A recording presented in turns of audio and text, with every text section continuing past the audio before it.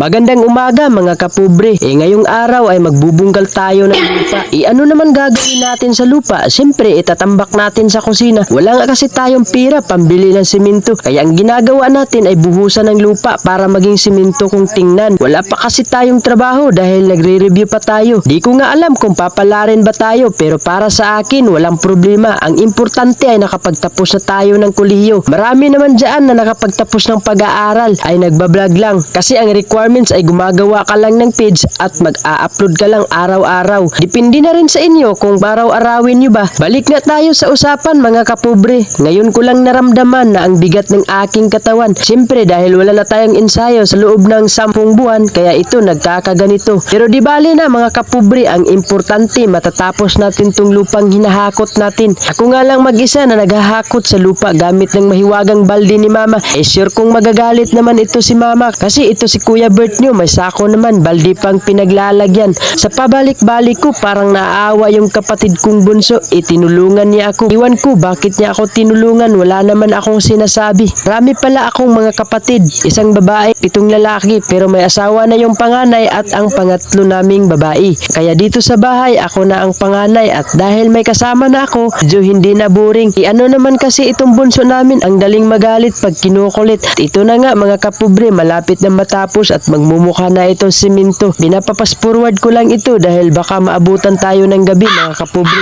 O diba parang simento ang itsura? Hanggang dito na lang tayo mga kapobre. Maraming salamat nga pala sa palagi ninyo binibigay na suporta sa akin. Tatanawin kong utang na loob ito para sa inyo mga kapobre. Maraming salamat